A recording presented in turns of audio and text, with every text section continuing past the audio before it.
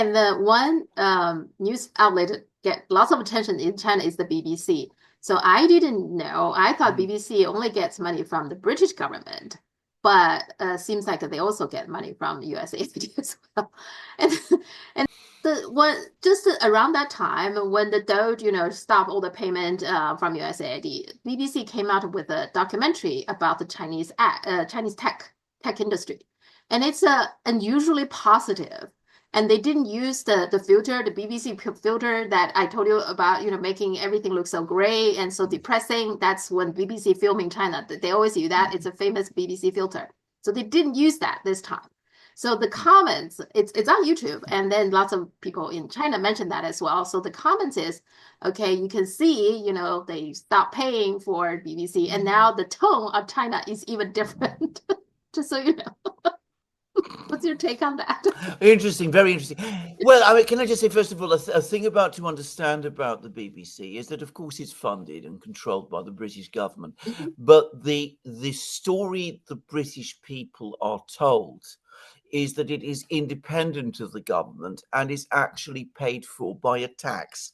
So every British citizen who owns a television set or receives terrestrial broadcasts, which is to say everybody, has to pay around $100 each year directly to the BBC. It's a kind of tax that is levied, and you can be prosecuted. You can be taken to court and prosecuted for a kind of evasion if you don't pay it. Mhm. As I say, it's a fiction. It's a government tax which is used to finance the BBC. But British people have always assumed and have always been told that this is how the BBC is funded, that it's actually getting funds from the United States. Nobody in Britain would have known. And can I say, to get a sense of how embarrassing this story is here in Britain, the media here has hardly reported it. It's Yeah. been uh, Mhm. gone almost entirely unmentioned. Now, about the fact that the BBC has changed its coverage of China, it's actually publishing positive stories, it's doing away with its grey filters and all of that. Well, hopefully that trend will continue. Uh, um, um, a lot of media outlets are going to have to adjust to life without this flow of money from the US. Some of them, no doubt, will be looking for other funders. Mhm. Perhaps the BBC is thinking of China. Just say. Yeah, it's very, yeah, indeed, very interesting. Now, one thing, Yeah, it sounds to me like a political is particular. They don't even, they apparently they miss their yeah, payment for their employees' salaries. So that just, yeah, yeah. very bad. But one thing I did notice is if you look at some of the charts, how much they receive from Mm, USAID, and it seems there is a spike after 2021. I wonder whether that is because yeah, the January 6th, that the disputed election. yeah. So I guess they wanted the media to do more or something. So there is a spike, they get even more. And that also explained to me why the media has been so harsh, the mainstream, so harsh on Donald Trump. Is that what was going on Yeah. there? That's absolutely correct. I should add again, as somebody who works in social media in Hmm. in the West, I mean, we have felt particularly the heavy weight of pressure, particularly since 2021. It's Hmm. eased slightly over the last couple of weeks, but the pressure on us was relentless. So you Hmm. can see that there was a major effort to control information flows, both because of the challenge, the perceived challenge internally from Donald Trump, also because of the crisis in international relations, the war in Ukraine, the Biden administration's talk about, we're up against the League of Autocracies, Hmm. the pushback against China. All of this taken together created a very, very dark and very bad information environment. And the other thing that's happened, by the way, over the last 4 years, and my wife is an academic, is that this sudden proliferation right through the universities of so-called disinformation studies. Every every university, all the big universities, I think even the smaller universities now have departments that deal with disinformation studies, all of which, of course, are funded through these same methods that we have seen. And you mentioned George Soros a short time ago. Now, I mean, it's been widely assumed by many, many people I know that Soros himself, obviously a very, very rich man, is nowhere near as rich as he pretends. And even on the basis of the most optimistic calculations of his wealth, it would have been impossible for him to fund so many organizations directly as he was supposed to be doing. I mean, again, if you live in Europe, especially if you go to Eastern Europe, I mean, Soros is everywhere. I mean, the Soros schools, the Soros universities, the Soros scholarships, the Open Society foundations, all of these things are absolutely everywhere. And it is universally assumed in many of these countries that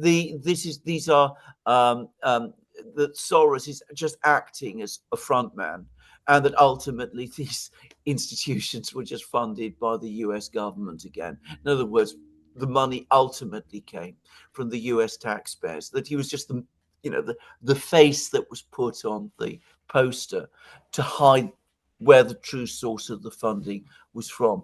And I don't myself think there's any doubt about that now. And one more thing is the NGOs, the non-government organizations. A lot of them in different countries around the world, they call themselves NGOs, and they're also receiving money from USAID, and NED, etc. So they are not non-government because they are being paid by the US government. So, yeah.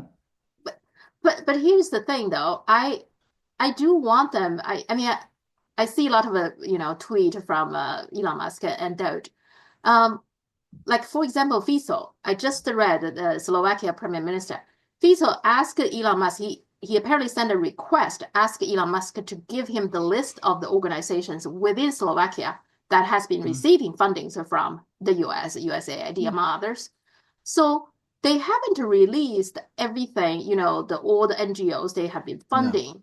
So which makes me a little bit, I'm very happy for what they've done so far. Yeah. But also at the same time, this is not a permanent thing. This is a pause. So it's a 90-day pause for, foreign aid, including all these NGOs.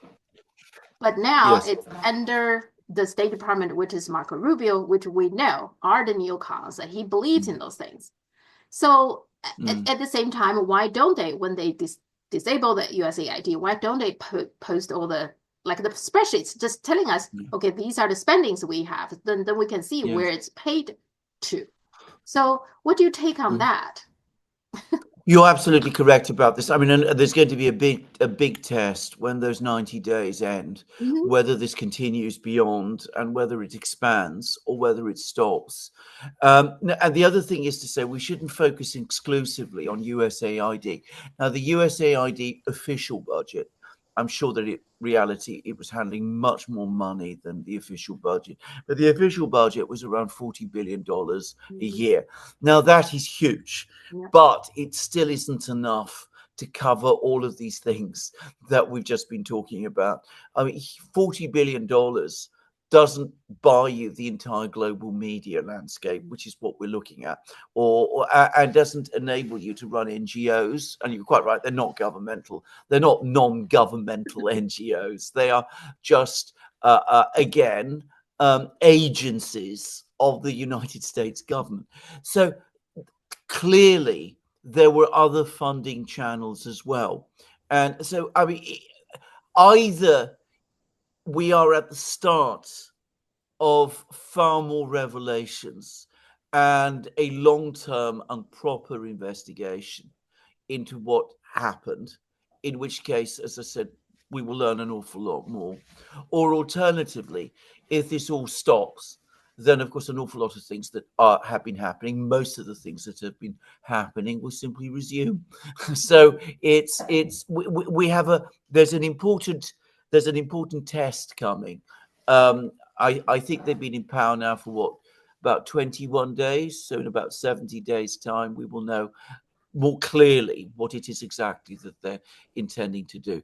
I suspect there's arguments and conflicts within the administration. I think Musk has his agenda, I'm sure. I think some of the other people, the more MAGA type people, have their agenda as well. And there was Rubio and the people around him. They probably will have a different agenda also. So there's going to be a battle and an argument and a fight about this, and we'll see which direction it goes and what Trump himself decides.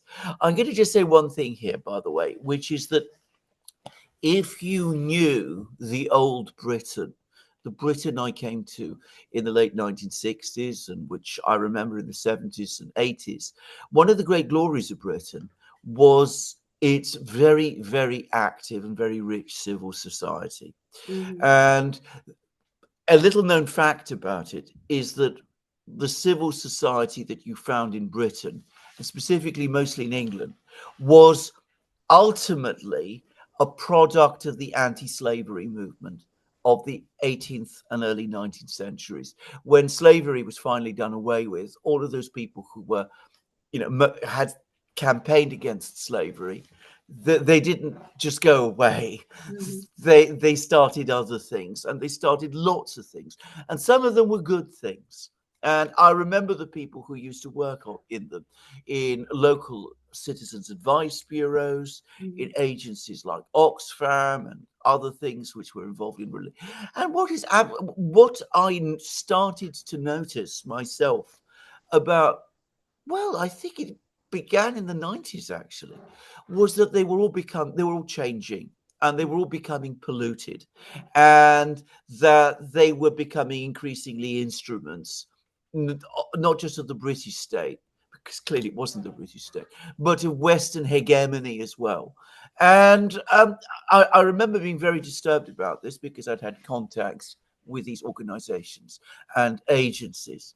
And I noticed the kind of people who were joining them, who were very different from the old style. And I'm afraid what this has done is that it has destroyed civil society in Britain. I mean, nothing like what it was exists today.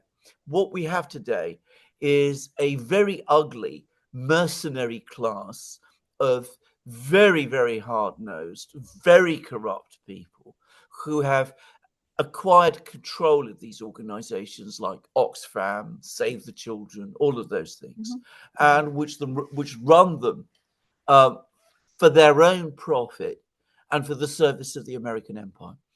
Yeah. And Brian Baletic, he pointed out something I found. I also noticed is that he said that don't he basically saying don't be fooled by Donald Trump and Elon Musk. No. What he's saying is that you notice that what they were pointed out, at least the officially, the White House, they would point out all those DEIs, all those transgender things that they're against, which is true. Caroline Levitt, the press secretary, the White House press secretary, she said, okay, the USAID has been 1.5 million to advance DEI in Serbia, which is very strange, but okay. And 70,000 for production of a DEI musical in Ireland, another odd thing, etc. It's all about DEI and transgender, those kind of things. She actually didn't say anything about all these, NGOs or the media in other countries. She actually didn't say that. At least I didn't hear anything from the official U.S. government. It seems like you said, probably Musk has his, agenda or what have you, but he seems more open to review all the corruptions and the NGOs, etc. So we'll just have to see, like you said, We'll have to see we'll have to see. I think one of the great concerns I have, and I think Brian here may have a good point actually, is that an awful lot. What has happened is that this whole apparatus, if you like, of corruption and color revolution and regime change has been spinning completely out of control. It's become so huge and it operates so much in secrecy that it has increasingly lost focus. I'll give a recent example. There was the coup in Bangladesh a few months ago, which I happen to know quite a lot about Bangladesh because there's lots of Bangladeshi people in London. Mhm. My local MP was very well connected with the ruling party in Bangladesh, and I Mhm. knew her quite well. Anyway, the point about that, I mean, all right, it was a government that wanted good relations with China. It was a government that had very good relations with India. It was in no conceivable sense an anti-American government. Yeah. I mean, they weren't keen on having bases from American bases in Bangladesh, which is the pretext for the whole thing ultimately. But I mean, they were not anti-American. Mhm. In fact, on most things, they were actually pretty pro-American. Mhm. And yet, the United States overthrew them. And I mean, that's absolutely clear now. There's no doubt about this. Why? And the reason was because this huge regime change community exists. And of course, for them, it's a business. It's what they make money out of. So, they started funneling money into universities in Bangladesh and supporting rappers in Bangladesh and preparing all the ground to carry out a coup in Bangladesh. It hasn't in any way improved the position of the United States. It hasn't actually made the US more powerful. It upset India and it Mhm. didn't achieve anything else. So, what I'm afraid is happening is that some people, and there are some very tough minded, very hard nosed people in the new Trump team, are saying, look, all of this is completely out of control. We are wasting and throwing money on doing these stupid coups in these unimportant places. What we need is to bring the whole thing back under control, apply tough controls over it, and use it with laser like focus Mhm. against our true enemies. And if you listen to the Trump people carefully, who do they consider their enemy? China. So it's going to become more focused in that way. Now, I'm not saying that is definitely where we're Mhm. going. I'm not sure, for example, that Elon Musk personally Mhm. is particularly antagonistic to China. I get the sense not, Mhm. but other people are. And I think that this is still up in the air, and we'll just have to wait and see where it goes. But if we end up with that kind of outcome, which is close to what Brian is saying, then I will not be surprised. Mhm. Yeah, that's what Brian said, that they Yeah, are sharpening the tools yeah, yeah, that because clearly there is a lot of corruptions.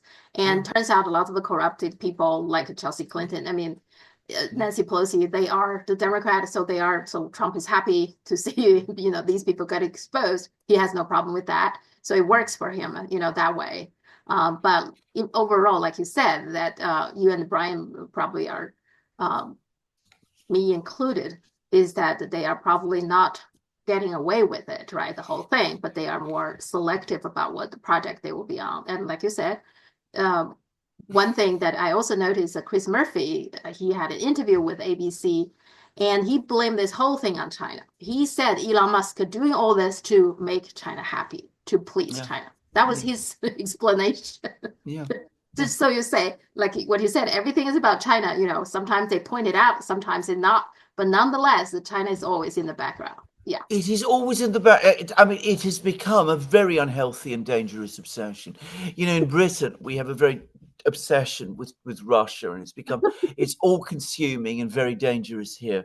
America is China, and it is as unhealthy and even more dangerous in the US. But they're fixated with China.